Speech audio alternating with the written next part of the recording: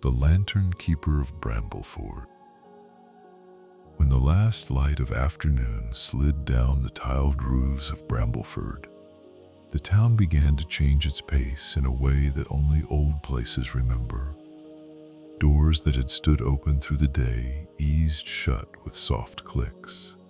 Curtains were drawn, not to keep anything out, but to hold warmth in. A few late footsteps tapped along the cobbles, and the river below the stone bridge kept speaking in its steady, unhurried voice. Brambleford was not large. It did not need to be. It was the sort of town that wore its seasons like familiar coats, that knew the name of every tree on the green, and could tell the time by the smell of bread drifting from the ovens. It sat in a shallow valley, cupped by low hills that looked blue in the distance, and its river bent around it like an arm around a shoulder. On the edge of the market square, where a narrow lane curved toward the bridge, there stood a small house with ivy along its bricks and a brass plate by the door. The plate had been polished so often that it held the light like a held breath. On it were engraved a few words in neat, modest letters. Elowen, Thatch, Lamplighter. Elowen did not think of herself as important. She was simply part of the evening, like the settling birds and the lengthening shadows. She had been doing the work for years, since the winter when old Mr. Crail had decided his knees had argued enough with the hill by the chapel. When he handed her the long pole and the leather satchel of tools, he had said, with a grin that crinkled his whole face, that Brambleford liked its lights just so, and someone had to listen to it. Elowen listened. She was a woman in her early 30s with a calm way of moving, as if she had learned the shape of the town and carried it in her bones. Her hair was dark and usually braided, not tight, just tidy, with a few strands that always escaped to frame her face. She wore a coat that smelled faintly of beeswax and oil, and her boots had soles that knew every stone. In the front room of her house, a kettle was always ready, and a jar of dried mint sat by the window. Along one wall, shelves held lantern parts, rolls of wick, little tins of polish, and a stack of notebooks where Elowen wrote down quiet observations, not because she had to, but because she liked the practice of noticing.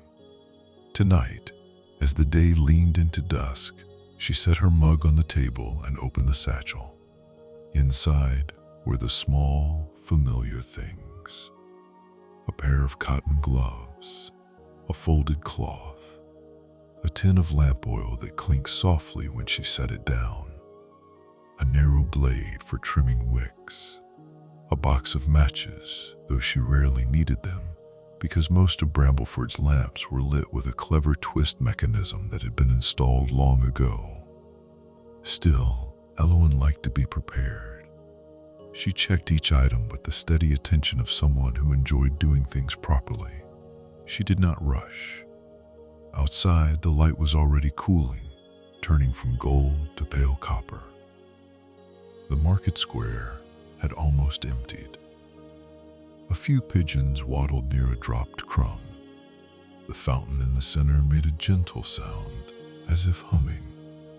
At last, Elowen pulled on her gloves, slipped the satchel strap over her shoulder, took up the long pole, and stepped into the lane. The air held the scent of damp leaves and distant chimney smoke. It was the kind of evening that made you want to walk slowly, just to feel how the world was settling. Elowen closed her door, tapped the brass plate lightly as she always did, and turned toward the square. Her first lamp was at the corner by the baker's shop. The baker, Mara, had been kneading dough all day. Now she was sweeping flour from the counter, humming a little tune that seemed older than the town. When she saw Elowen approach, she lifted a hand in greeting, flour dusting her sleeve like powdered sugar. "Evening," Mara called. "Evening," Elowen replied. The lamp was a handsome thing, mounted on a curved iron bracket above the door.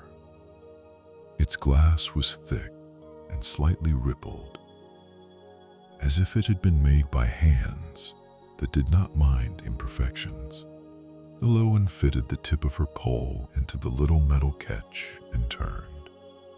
With a soft click and a small inward sigh, the lamp came alive.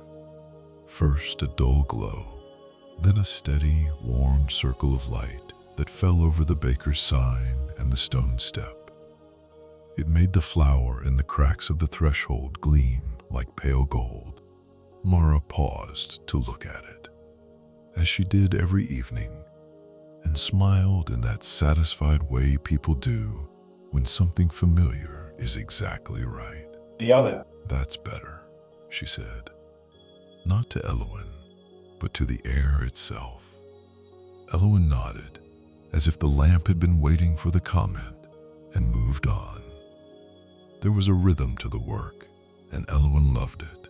She walked, she lifted, she turned, she listened for the click. She watched the lights settle.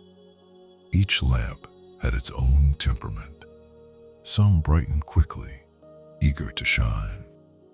Others took a second, as if deciding whether the evening deserved it. A few had slight quirks, a flicker at first, or a faint whisper of oil, and Elowen knew each one like an acquaintance.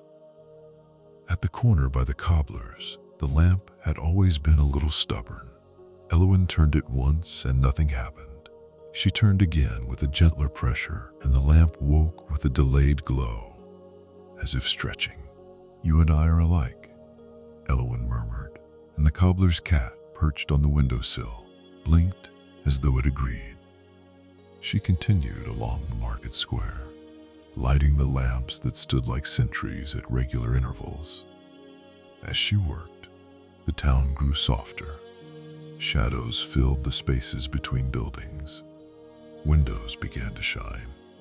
Someone played a slow tune on a small instrument somewhere down a side street, and the notes drifted like smoke. By the fountain, Elowen paused a moment. It was not strictly necessary, but she often did, because she liked the sound of water in the evening. The fountain was carved with simple leaf patterns, worn smooth by time. A pair of children had left a small boat folded from paper floating in the basin. It turned lazily in the current. Elowen reached into her satchel, took out her notebook, and wrote online. "Paper boat in the fountain, turning like a thought." She closed the notebook and smiled, then went to light the lamp beside the fountain. The circle of light caught the paper boat, and for a moment it looked like a tiny ship on a bright sea. From the market square, the lane toward the bridge dipped gently.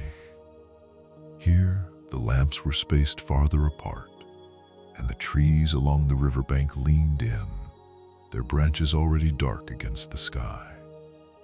As Elowen walked, she could hear the river more clearly. It spoke of stones and roots, of rain far up in the hills. The air here was cooler and carried the clean scent of water.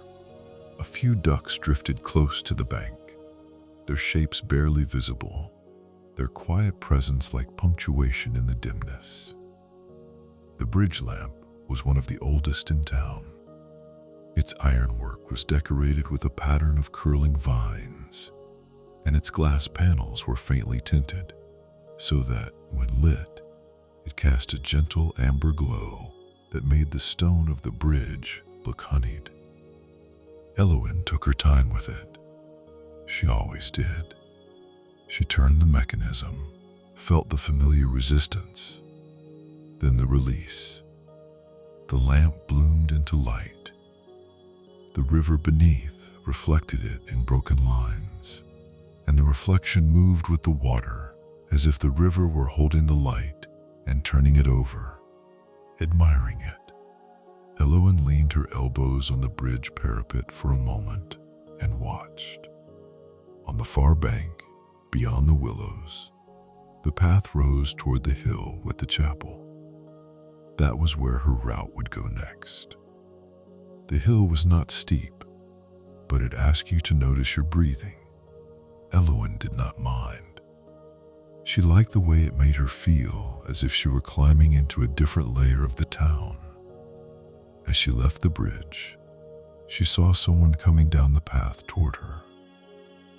A figure in a pale coat, walking carefully, as if stepping around invisible puddles.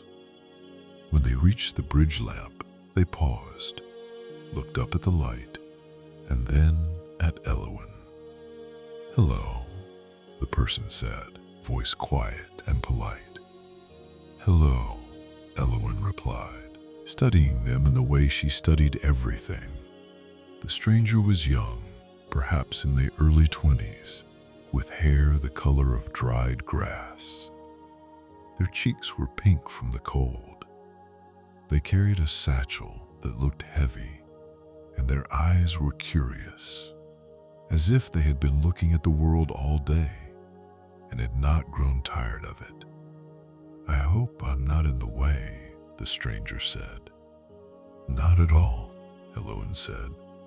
"Are you visiting?" The stranger nodded. "I arrived this afternoon. I am looking for the inn, the one called the Roost." Elowen glanced back toward the market square. "You went the scenic way. I think I'd do that without meaning to," the stranger admitted, smiling a little. "The river pulled me." Elowen felt that was an understandable excuse. "The Roost is just past the square. If you follow the lamps, they will lead you." The stranger looked at the lamp above them. "That is rather beautiful advice." Elowen shrugged lightly, though she liked the phrasing. "It works more often than you would expect." The stranger laughed softly, then adjusted their satchel. "Thank you. And you are the person who lights them." "Yes," Elowen said. "That is my work. It seems like a gentle kind of work," the stranger said, and their gaze drifted along the line of lamps, now glowing one by one through the trees. "It can be," Elowen said. "It depends on the wind." The stranger's smile widened, as if that made perfect sense. "Well then, may the wind be kind, and may the lamps be clear," Elowen replied, which was something Mr. Crale used to say, and it felt nice to say it aloud. The stranger nodded, as if receiving a blessing, then continued on toward the town, following the path of light as Elowen had suggested. Elowen watched them go for a moment, then turned toward the hill. The chapel stood at the top, like a small, patient guardian. It was built of pale stone, with a simple bell tower and a roof that gleamed faintly in moonlight when the sky was clear. Around it lay the old graveyard, with stones that leaned at angles, softened by moss. It was not a gloomy place. In Brambleford, even the graveyard felt like part of the living town. People sometimes brought flowers there, not only in grief, but because they liked the quiet. The lamps along the hill path were fewer, and they were oil lamps, older than the ones in the square. They required careful tending. Elowen liked this part of her route best. Up here, the town sounds were muffled, and the world felt close and small, like a room with a low ceiling. She lit the first hill lamp, then the next. The light did not travel far, but it made little islands of warmth along the path. As she worked, she noticed something. At the third lamp, the glass looked cloudy, as if a fine film had settled on it. Elowen frowned slightly. She did not recall it being that way yesterday. She raised her pole to open the lamp, then paused. Instead of opening it, she set the pole down carefully and reached into her satchel for the cloth. She climbed the small step beneath the lamp and, with gentle pressure, wiped the glass. A faint smear lifted, revealing clear panels beneath. She wiped again, slower, and watched the lamp's surface catch the faint remaining daylight. When she finished, she stepped down and opened the lamp. Inside, the wick looked a little charred. She trimmed it with the small blade, careful not to cut too much, then adjusted it so it sat neatly. She added a small measure of oil, then closed the lamp and lit it. The glow was immediate, clean, warm. The light spilled onto the path and made the leaves along the edge gleam. Elowen felt a quiet satisfaction. There was something soothing about returning a thing to its proper state. She continued upward. At the chapel gate, she paused again, as she always did. She did not enter, but she liked to stand by the ironwork and look through the bars. The chapel windows were dark. The bell tower stood silent. A few gravestones caught the lamplight, their inscriptions softened by time. Elowen pulled out her notebook once more and wrote another line. Hill lamps shine like small hearths for the night air. Then she closed the notebook, put it away, and turned back down the hill. The lamps behind her glowed steadily, marking her path like friendly eyes. On her way down, she stopped at a bench overlooking the river. It was an old bench, its wood worn smooth where many people had sat. From here, you could see the town lights scattered like a handful of coins. You could hear the faint murmur of voices from the roost and the soft creak of a sign swinging in the breeze. Elowen sat, resting the pole across her knees. She took off one glove, then the other, and rubbed her hands together. The evening had cooled, and the benchwood held a chill that seeped slowly through her coat. She looked up at the sky. The first stars were appearing, cautious and pale. A thin line of cloud drifted across the west, where the last light had been. A memory came to her, uninvited but gentle. Years ago, when she was still learning the route, Mr. Crail had taken her to this bench after the lamps were lit. He had sat with his hands folded over his cane and said, "There is something you should know. The lamps are not just for seeing, they are for belonging." Elowen, younger then and impatient to do things correctly, had asked what he meant. He had pointed toward the town below. "A light is a promise," he had said. "Not a loud odd, just a quiet promise that someone has looked after the path, that someone has thought about the corners and the steps. It makes a place feel held." Elowen had not fully understood then, but she had liked the sound of it. Over time, she had come to feel the truth of it in small ways. In the way people walked a little more calmly under the lamps. In the way children lingered at the edge of the square when the first lights came on. In the way the river's reflection made the town seem to float. She sat on the bench for a while longer, letting the evening settle. Somewhere nearby, an owl called once, then fell silent. The river answered with its steady whisper. At last, Elowen stood, pulled her gloves back on, and continued her route. There were still a few lamps along the lower lanes to check, and then she would return home. Down in the town, the inn had grown lively in a gentle way. The roost was a welcoming building with a wide door and windows that glowed amber. Inside, the air always smelled of stew and wood smoke and something sweet, like baked apples.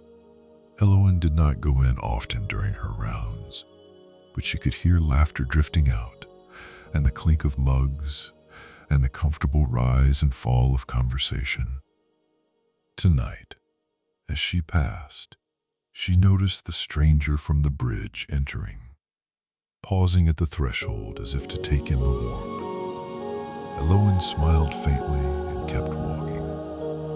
Her last lamps were in the small lanes behind the square, where houses pressed close together and ivy climbed the walls. Here the lamps were mounted low, and the light pooled at knee-height, making the cobbles shine. She lit them one by one, then paused at the final lamp by the town's old notice board. The board was covered in papers pinned with brass tacks. Announcements of lost gloves, of choir practice, of someone selling jars of honey. A neat note advertised a small autumn fair next week, with mention of cider and lantern games. Elowen leaned in to read it more closely, and then she saw something new. Pinned among the notices was a small card with no frills, just simple handwriting. Seeking the lamplighter of Brambleford for a question and perhaps a cup of tea. Ask at the roost. Elowen blinked, surprised. It was rare for someone to seek her out.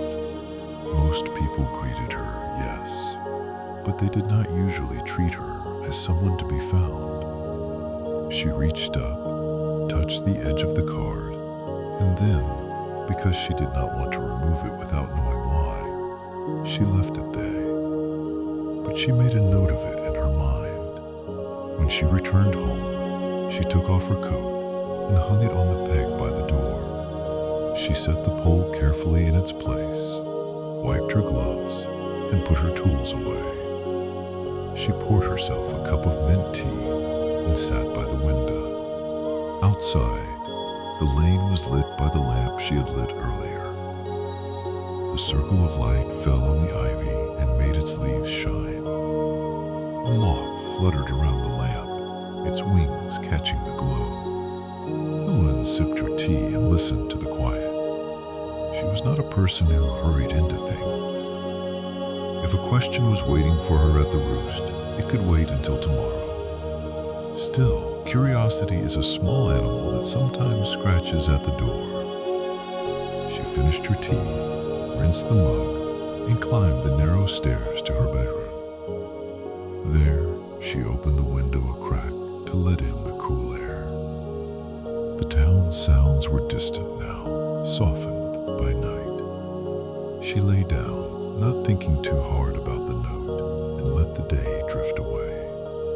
In the morning, Brambleford woke slowly.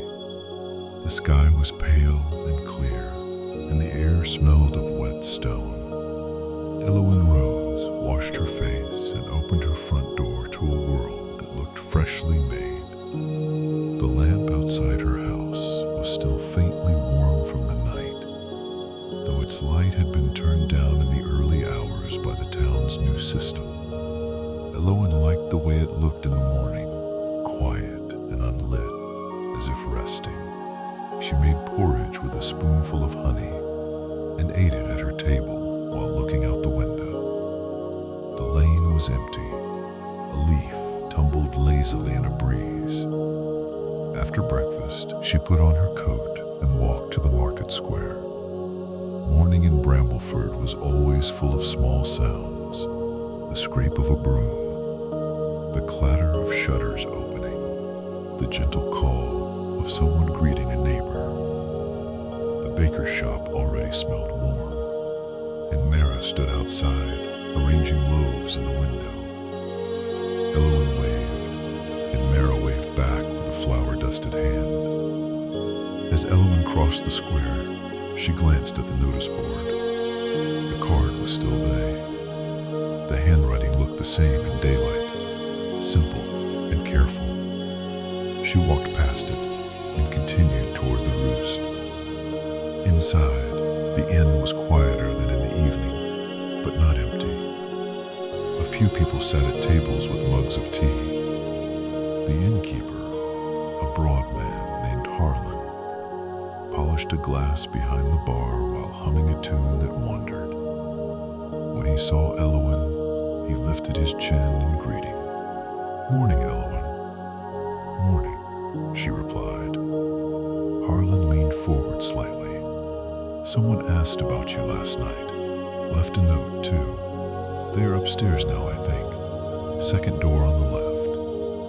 Elowen nodded, feeling her curiosity stir. "Do you know what they want?" Harlan shrugged. "They said it was a question about light, or about lamps. Something like that." That did not narrow it much, but it made Elowen's interest sharpen. "All right, thank you." She walked up the stairs, her boots quiet on the worn wood. At the top, the hallway smelled faintly of lavender soap. The second door on the left was closed. Elowen paused, then knocked gently. A moment passed, then footsteps. The door opened. It was the stranger from the bridge. Up close in daylight, they looked even younger. Their hair was tousled, and their eyes were bright with a kind of gentle excitement. "Hello there," they said, smiling. "You are Elowen." "I am," Elowen said. "You were looking for me." "Yes," the stranger said. "Please, come in. I hope this is not too forward." Elowen stepped into the room. It was small but tidy. A narrow bed, a chair by the window, a small table. On the table lay a rolled piece of paper tied with string. Beside it, a teapot steamed gently, and 2 cups waited. "I thought tea would be appropriate," the stranger said, as if explaining a choice in a careful experiment. "It usually is," Elowen replied. The stranger gestured to the chair by the table. "Please sit." Elowen sat. The stranger poured tea with a steady hand, then sat opposite her. "I should introduce myself properly," they said. "My name is Rowan Vale, Elowen Thatch," Elowen replied, though Rowan clearly already knew. Rowan smiled. "Yes, the lamplighter." Elowen took a sip of tea. It was black tea with a hint of citrus. "So, Rowan, what is your question?" Rowan's fingers rested on the rolled paper. "It is not exactly a question. It is more a request, or perhaps an invitation." Elowen raised her eyebrows slightly, not in alarm, just in interest. Rowan unrolled the paper carefully. It was a map, not of Brambleford. Elowen recognized the shape of the hills and the river, but the map extended beyond, showing paths and woods and little marks that suggested villages farther out. There were notes in the margins, written in the same careful hand as the card on the notice board. Rowan leaned forward. "I travel collecting old lantern designs," they said. "Not for profit, not for display, for understand. There is a kind of knowledge in how people choose to hold light." Elowen listened, her tea warm in her hands. Rowan continued. "I have heard that Brambleford has a particular way with lamps, that they are cared for with attention, that the lamplighter knows them as individual. That is rare." Elowen felt a small flush of modest pride, though she tried not to show it. "We do our best. I would like to ask if you would walk with me," Rowan said. "Not tonight, perhaps not even this week, but sometime soon. There are a few places on this map where old lamps still stand, abandoned or forgotten. A mill path, a ferry crossing, a cottage lane. I am trying to record them before they are lost, but I do not want to do it alone." I would like someone who understands what a lamp means in a place. Elowen looked at the map. It was drawn with care. Tiny marks showed lantern posts and notes like glass, cracked or bracket, rusted or wick unknown. Rowan's eyes watched Elowen's face, anxious but hopeful. You do not have to say yes, they added quickly. I know you have your work. I simply, when I watched you light the bridge lamp, it looked like the most natural thing in the world. Like you were putting a star back in its place. Elowen was quiet for a moment. She did not often consider leaving Brambleford, even for a day. The town was her rhythm. But the map tugged at something in her, a curiosity she had not named in a long time.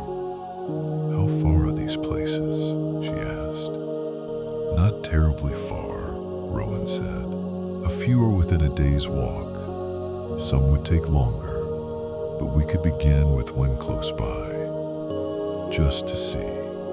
Elowen traced a finger along the map, following a line that led out of Brambleford, along the river, past a bend she had never walked beyond. And what would we do when we find them? Rowan smiled, relieved that Elowen was asking practical questions. We would clean them if we can, photograph them, sketch them, take notes. If Vaughn can be lit safely, we could light it once, just to see how it looks. And then we would leave it as we found it, unless someone there wants it restored. Elowen imagined it. A forgotten lamp in a quiet place, lighting again for one evening. It felt like a gentle sort of adventure. She looked at Rowan. When would you want to start? Rowan's shoulders lifted, as if a weight had been taken off. Whenever is best for you. I can wait. I am not in a hurry. Elowen nodded slowly. I have my rounds each evening, but I am free during the day. We could go tomorrow morning, if the weather holds. Rowan's grin was bright as the first click of a lamp. Tomorrow morning, they repeated, as if tasting the words. Elowen took another sip of tea. Where would we go first? Rowan pointed on the map. Here, the old ferry crossing. It is no longer used, but the lamppost is still there according to an older note. It is along the river, perhaps 2 hours' walk from town. Elowen glanced at the mark. I have never gone that way. That is part of why I wanted to ask you, Rowan said softly. To see it with fresh eyes, but also with careful ones. Elowen folded her hands around her cup. All right, she said. Tomorrow. Rowan exhaled in relief and joy, then laughed quietly. Thank you, truly. Elowen gave a small smile. We will see what the lamp has to say. The next morning, the weather was kind. The sky was clear, with thin clouds stretched like brushed wool. Elowen met Rowan by the bridge, where the old lamp still hung above the river, now unlit, looking calm and solid. Rowan wore sturdy boots and carried a satchel that clinked with tools. Elowen carried her own, though lighter than for her evening rounds. She had packed cloths, a small tin of oil, a blade for trimming wicks, and her notebook. She had also brought 2 small rolls, one with bread, one with cheese, wrapped in cloth. Rowan looked at the bread with appreciation. You are prepared. Elowen shrugged. It is a habit. They crossed the bridge and followed the river path out of town. At first, the path was familiar. It ran between willows and low shrubs. The river moved alongside them, and the town's sounds faded behind. After a while, the houses were gone. The air smelled more strongly of water and earth. Birds called from the trees, and once, a rabbit darted across the path and vanished into grass.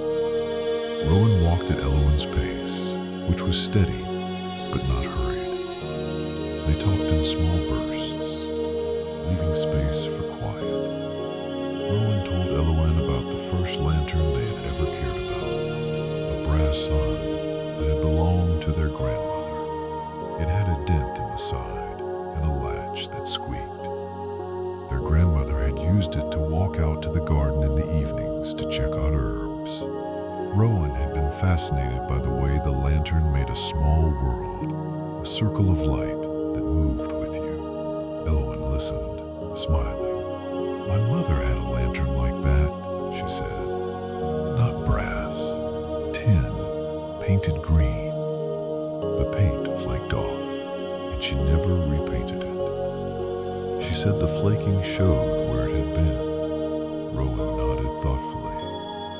"That is a lovely way to see it."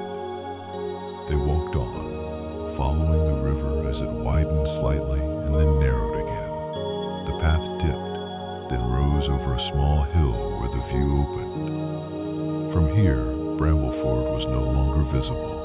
Only the hills, the river, and a scattering of trees that looked like dark brushstrokes against the pale sky. Rowan stopped, pulled out the map, and checked their position. "We should be near," they said. Elowen looked around. The river curved ahead, and there, half hidden by reeds, was something that caught the light. An iron post. They approached, stepping off the path onto a patch of firm ground near the riverbank. The post stood at the edge of what had once been a small landing. The planks were gone, replaced by grass and a few stones, but you could still see the shape of it. At the top of the post was a lantern housing, smaller than the ones in Brambleford, with 4 glass panels. One panel was cracked, but intact. The metal was rusted in places, but the shape was still strong. Rowan let out a quiet sound of satisfaction. "It is still here." Elowen reached out and touched the post. It was cold and rough. "It has stood through a lot of weather," she said. Rowan set their satchel down and began to unpack tools. "Shall we see inside?" Elowen nodded. Together they examined the latch. It was stiff, but with careful pressure and a little oil, Rowan coaxed it open. The lantern door swung outward with a creak, like an old hinge clearing its throat. Inside, there was no wick. The holder was empty. Dust had settled in the base, along with a few small leaves that had blown in. Elowen leaned closer, her eyes narrowing with focus. "It could be cleaned," she said. The glass too, and the hinge could be freed." Elowen pulled out a cloth, then paused. "Would you like to do it?" they asked. Elowen blinked, surprised. "Me? You know how to touch these things?" Rowan said. "I can do it, but I would like to watch how you do it." Elowen felt something soften in her chest, the quiet satisfaction of being trusted. She reached into her own satchel, took out her cloth and blade, and set to work. First, she wiped the inside gently, lifting dust without stirring it too much. Then she wiped the glass panels from the inside, careful around the cracked one. She cleaned the hinge with a thin brush Rowan had brought, then added a drop of oil. Rowan watched with focused attention, as if Elowen were playing an instrument. When Elowen finished, she stepped back. The lantern looked clearer, as if it had opened its eyes. Rowan smiled. "It looks grateful." Elowen laughed softly. "Perhaps it is." Rowan reached into their satchel and pulled out a small bundle. "I brought spare wick," they said. "I was hoping." Elowen took it, examined it, and nodded. "It will fit." They worked together to thread the wick into place. Then Elowen measured a little oil into the base. The lantern was not connected to any fuel line or system. It would rely only on what they gave it. Rowan held out a matchbox. "Shall we?" Elowen hesitated just a second, not because she was unsure, but because she liked the moment before light. Then she struck a match. The flame flared briefly, bright and alive. Elowen held it to the wick, and the wick caught. At first, the flame was small, then it steadied, and light began to fill the lantern housing. It was not as strong as the town lamps, but it was warm. It cast a circle on the grass and the stones. It made the river nearby sparkle. Rowan's face lit with quiet wonder. "There," they whispered. Elowen watched the flame. "It is a good flame," she said. "Steady, not hungry." Rowan sat back on their heels, smiling as if they had met an old friend. "Imagine," they said, "people waiting here in the evening, watching for the ferry, and this lamp keeping them company." Elowen looked out at the river, imagining a small boat crossing, a lantern swinging, voices low. "It would have been a small comfort," she said. They sat by the lantern for a while, eating bread and cheese, listening to the river. The light flickered softly in the daytime, almost shy, but it was there, a gentle proof. After they finished, Elowen adjusted the wick so the flame was small, conserving the oil. "It will burn for a while," she said. Rowan nodded. "We should not leave it burning too long, but I am glad we saw it like that." Elowen closed the lantern door carefully. They left it lit for a little longer as they packed their tools. Then Elowen opened it again and gently pinched the flame out with a small snuffer Rowan provided. A thin thread of smoke rose and vanished. The lantern returned to stillness, but it felt different now, as if awakened and soothed.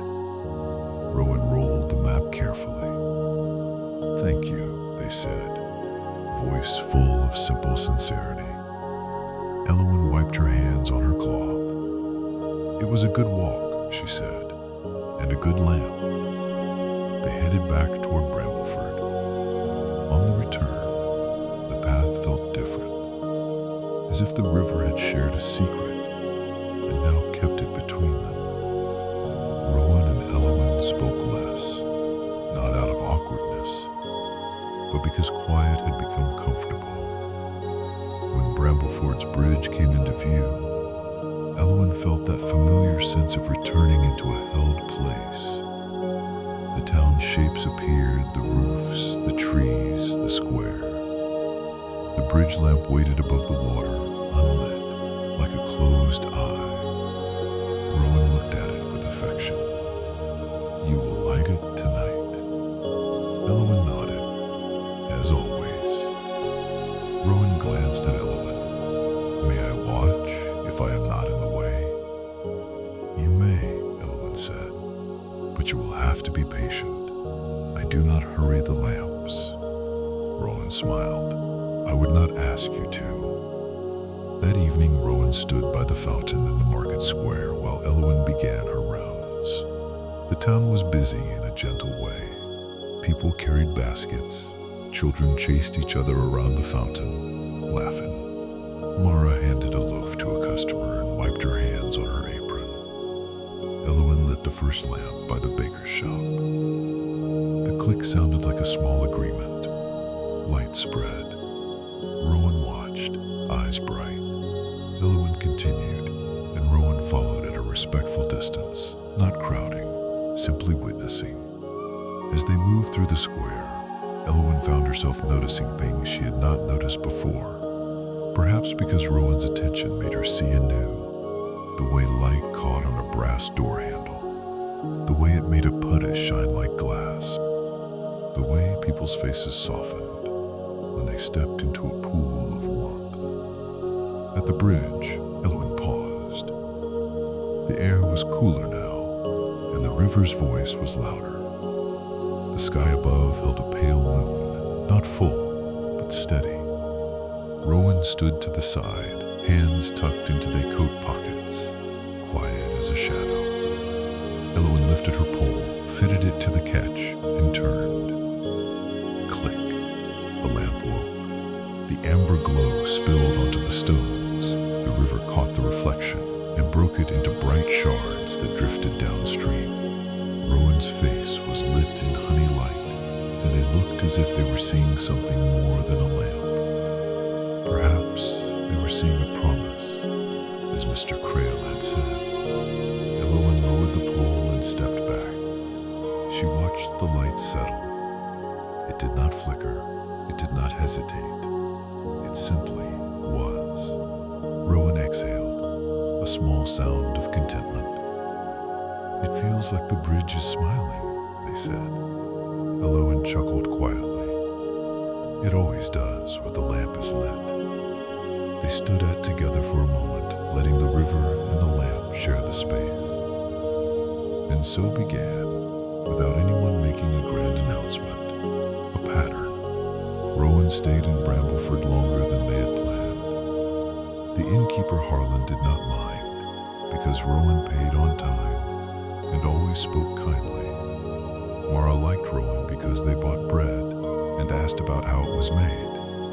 The cobbler's cat tolerated Rowan because Rowan offered a careful scratch behind the ear.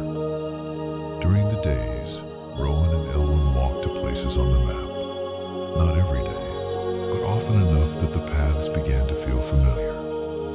They went to an old mill where the water wheel no longer turned. There, they found a lamp bracket still attached to a stone wall, though the lantern itself was gone. Rowan traced the shape with their fingers, and Elowen imagined the lamp that had once hung that, casting light on sacks of grain and tired hands. They went to a small cottage lane where ivy had swallowed the posts. Here, 2 lanterns still stood, bent but stubborn. One had a nest inside, woven from twigs and lined with feathers. They did not disturb it. They simply took notes and left, speaking softly as if the nest could hear. They went to a path through birch trees where someone long ago had installed tiny lamps low to the ground, perhaps for children walking home. The lamps were mostly broken, but Tyne still had intact glass, and when Elowen cleaned it, she found a small etched star pattern on the inside. She laughed in delight, and Rowan grinned as if that was the best kind of discovery. Each time, they did not rush. They moved with the same calm Elowen brought to her evening rounds. They carried bread and tea. They sat sometimes and listened. They wrote notes, drew sketches, and occasionally, when it was safe and kind, they lit a lamp briefly, just to see the quality of its glow. The town began to notice Rowan, not in a dramatic way, but in the way small towns notice a new thread woven into the fabric. People greeted Rowan. Children asked what was in the satchel. Rowan answered patiently, showing them a small piece of glass or a coil of wick, letting them feel the weight of a lantern cap. One afternoon, Mara the baker handed Rowan a small bun filled with apple. "For your walks," she said. Rowan accepted it with gratitude. "Thank you. You are very generous." Mara shrugged in her practical way. "It is only bread, and you look like someone who forgets to eat when you are thinking." Rowan laughed. "That may be true." Elowen watched the exchange with a fond sort of amusement. She had always moved through town as a familiar presence, but now she noticed how people looked at her when Rowan was with her, as if seeing her work from a new angle. It was not unpleasant. It was simply different. One evening, after the lamps were lit and the town had settled, Elowen and Rowan sat by Elowen's window with tea. The lamp outside cast its circle onto the ivy, and the moth fluttered again, faithful to its habit. Rowan had spread the sketches on the table. There were careful drawings of lantern housings, bracket patterns, glass panels. Notes in small handwriting described metal thickness, latch types, wick sizes.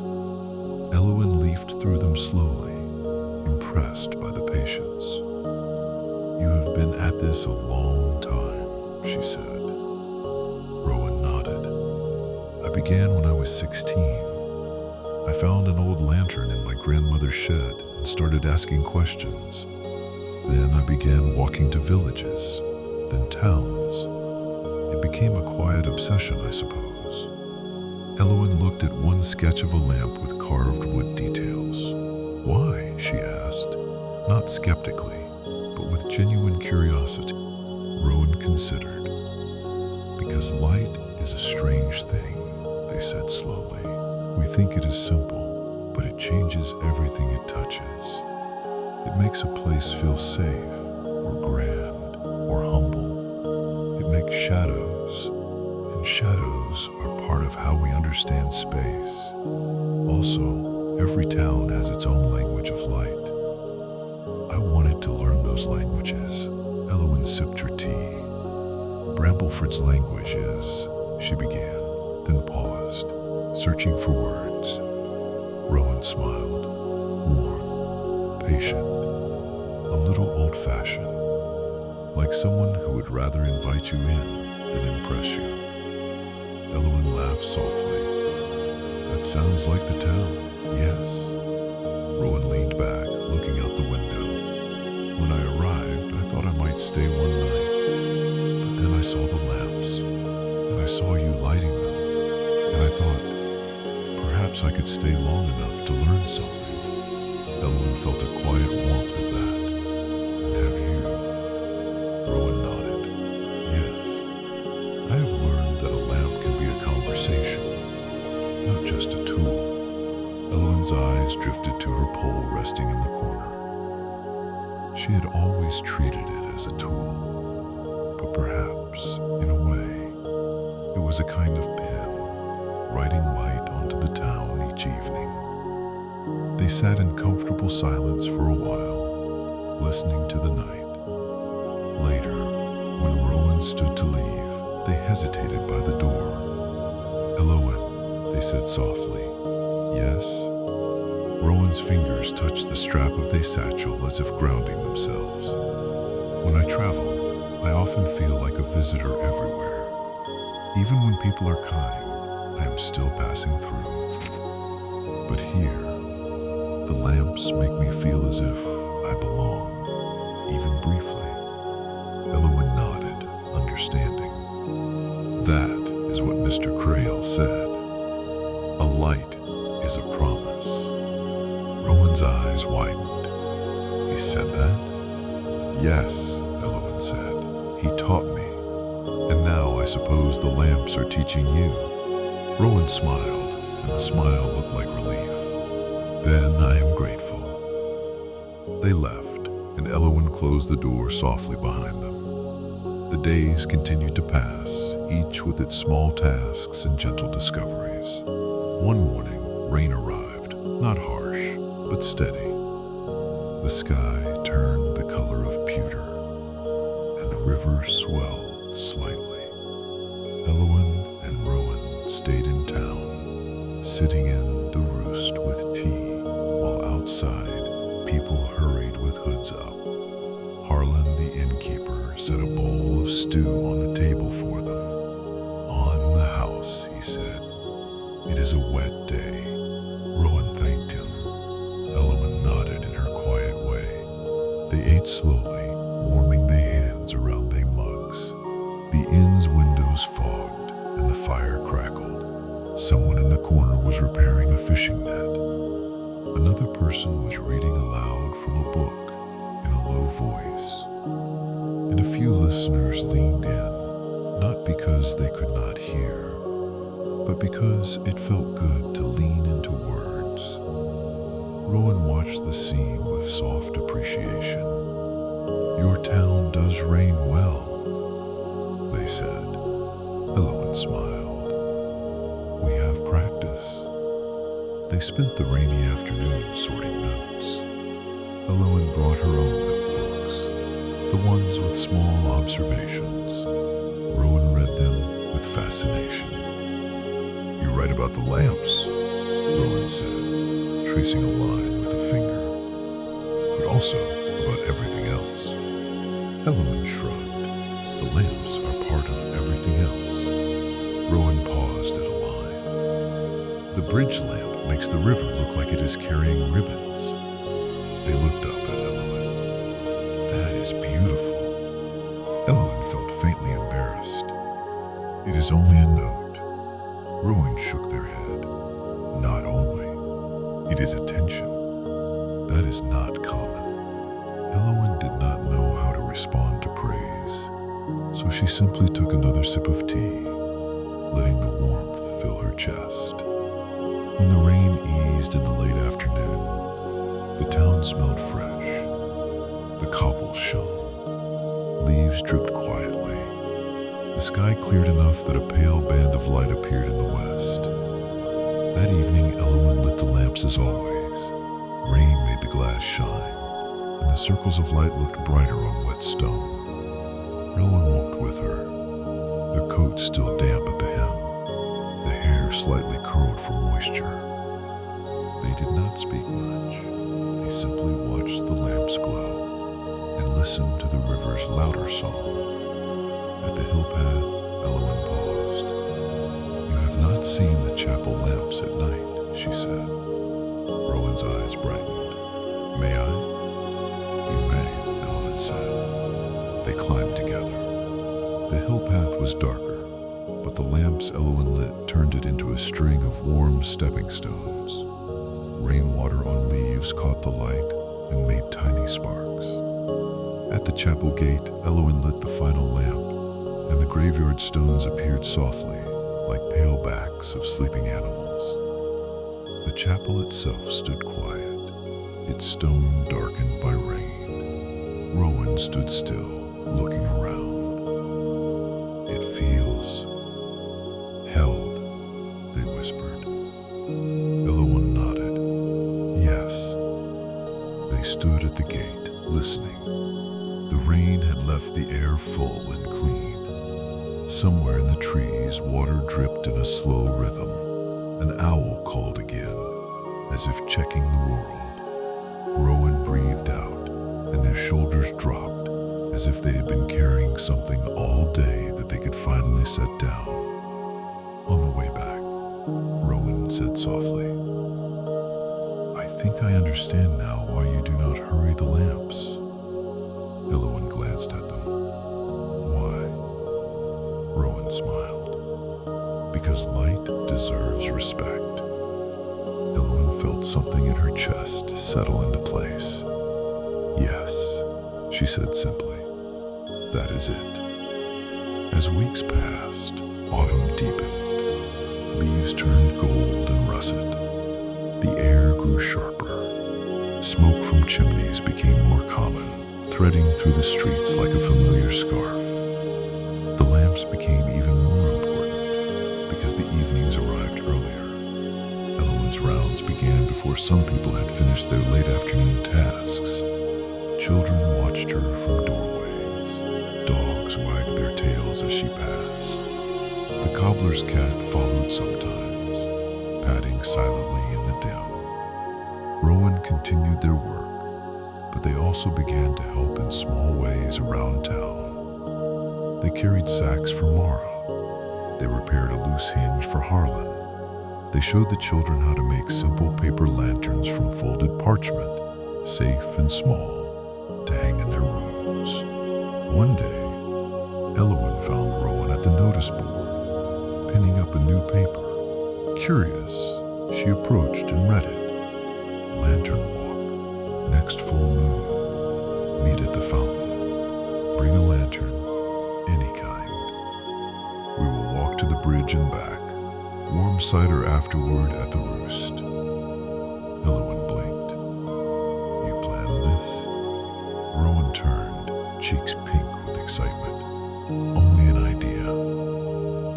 seemed interested when I mentioned it.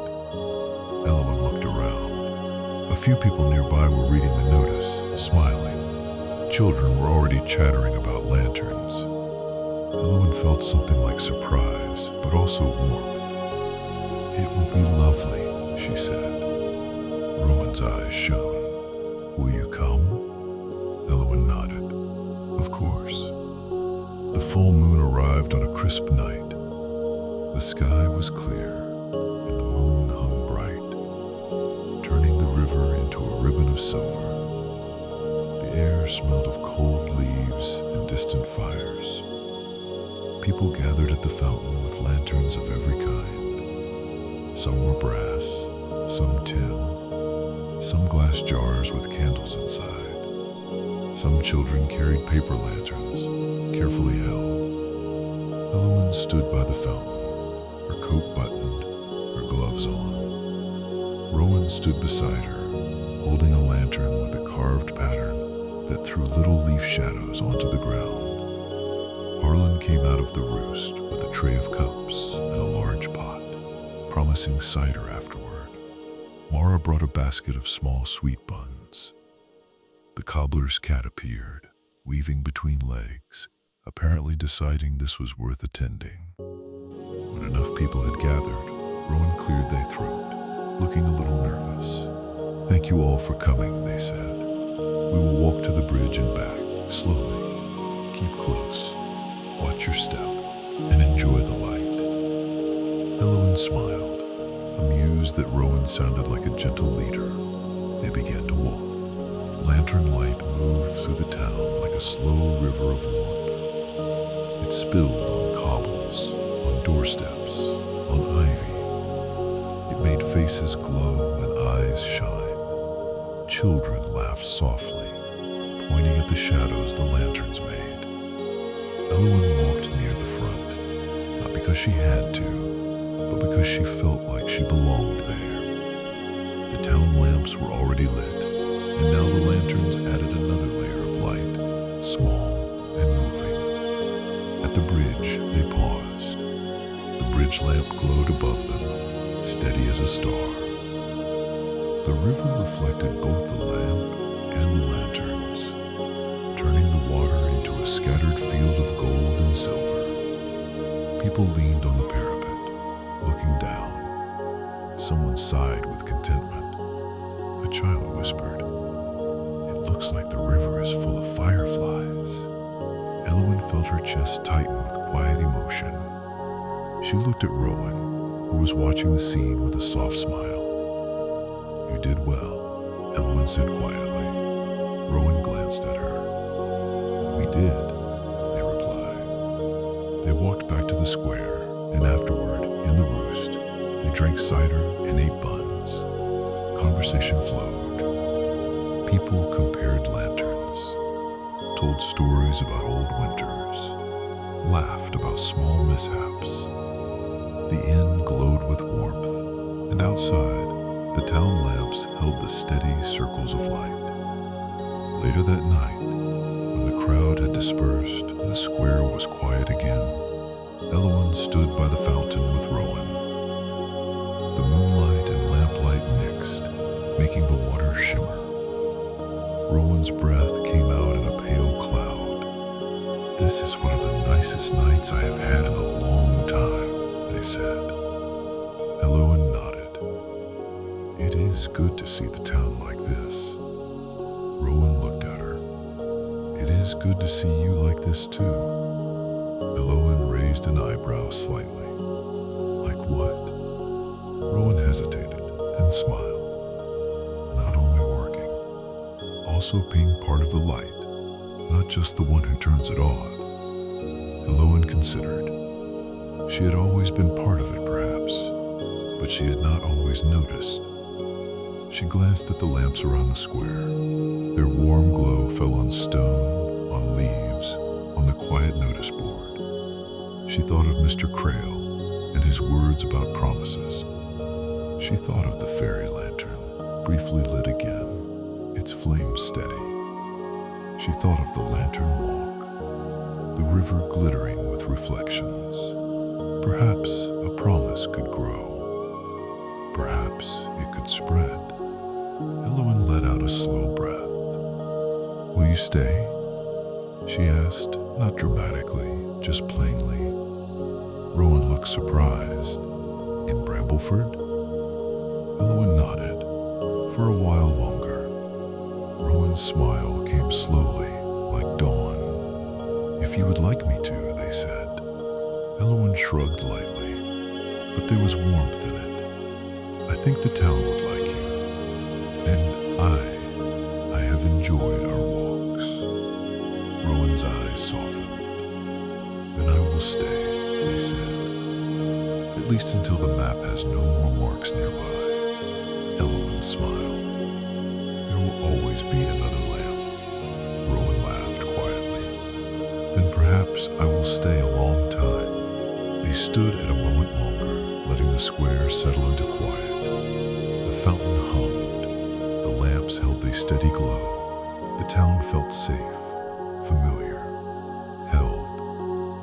In the weeks that followed, Rowan began to rent a small room above Mara's bakery, where the air always smelled faintly of bread. They set up a small desk by the window for sketches and notes. They began to help Elowen with her rounds sometimes, not by lighting the lamps, because Elowen still did that herself, but by carrying extra oil, by cleaning glass when needed, by noticing small issues before they became large ones. Elowen did not mind the company. In fact, she found she liked the quiet companionship of someone who understood the work. Elowen never rushed her. Elowen never treated the lamps as a checklist. They treated them as Elowen did, as living parts of the town. One evening, as they lit the hill lamps together, Rowan said softly, "Do you ever think about what happens when you are not here? When someone else lights them?" Elowen considered. "Sometimes," she said, "but not with worry. The lamps will still be lamps. The town will still be the town. Someone will learn them." Rowan nodded. "Yes, I suppose that is another kind of promise." Elowen smiled. "Exactly." At the chapel gate, the lamp glowed warmly, and the graveyard stones stood quiet and peaceful. The sky above was clear, and stars were scattered like seeds. Rowan looked up. "The stars are lamps too," they murmured. Elowen chuckled. "Someone must be doing the rounds up there." Rowan grinned. "I wonder what their route is like." Elowen imagined it. A quiet figure walking along a dark sky, turning stars all one by one, making sure each one shone properly. The thought was oddly comforting. They walked back down the hill, their steps slow, their breath visible in the cool air. The lamps behind them glowed steadily, like small hearths along the path. In Brambleford, evenings continued to arrive, and with them, light. And each night, as the town settled into quiet, and the river carried reflections downstream, Elowen did what she had always done. She walked the lanes, lifted her pole, listened for the click, watched the glow bloom, and felt the town held in warm circles. Sometimes Rowan walked beside her, carrying a satchel and a notebook, smiling at each lamp as if greeting an old friend. Sometimes Elowen walked alone, but even then, the town did not feel lonely. It felt full of gentle presences.